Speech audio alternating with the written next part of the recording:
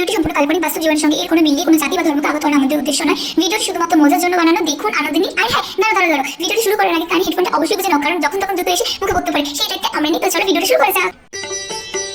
এটা কিন্তু আমাদের ভিডিও তোমার আমার টেস্ট। যদি আগের বারের মতো এবারে তুমি করো না, আমি বাপের বাড়ি থেকে যাবো বলে দিলাম। না, এবারে তোমার বাড়ির জন্য আমি অনেক গিফট কিনেছি। ওমা আসছি। তোমরা চলে এসেছো জামাই? আগের বারে আমি দুটো বার করে দরজা খুলেছি। শাশুড়ি মা, এই তো এইবারে তো বড় করলেন না। আচ্ছা আমরা কি বাইরে দাঁড়িয়ে থাকবো এরকম ভাবে? না না জামাই, আসো আসো। এই নাও মা।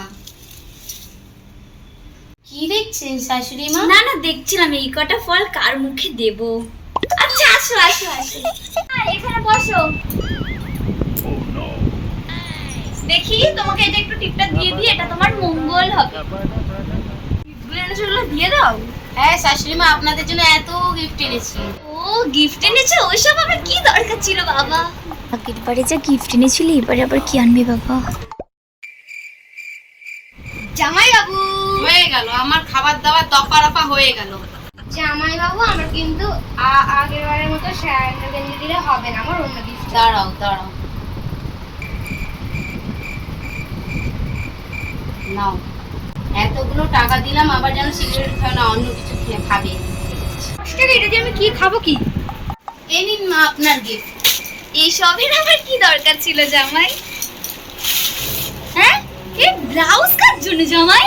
না খুব বেইমান শাশুড়ি। কেন বাবা? এর আগে আপনি বলেছিলেন কি আপনার মেয়ে সব পারে, আজকের দিনেও তোমার মেয়ে যা পান আমাকে গোছাতে হয়েছে। আপনি কিছু খারাপ ভাববেন না, ওটা আপনার মেয়ের ব্লাউজ। চলো থাকতে ইচ্ছা করছে না আমার এখানে তোমার জন্য। আসছি। কেন আজকের দিন আবার হেঁটে হেঁটে যাবি তোরা? না মা, ডক্টর বলেছে হাঁটা চলা আমাদের জন্য ভালো। ঠিক আছে, আমি তাহলে আমার মেয়েকে গাড়ি করে দিয়ে আসারই ব্যবস্থা করছি। না না, ওকেও ডাক্তার হাঁটতে বলেছে। কই আমার আপনার কিছু বলেনি? দাদা তুমি একাই যাও, আমি মায়ের গাড়িতে করে চলে যাবো। কি গো, তুমি যাবে না তো? বউকে ছেড়ে বাড়ি যেতে হচ্ছে।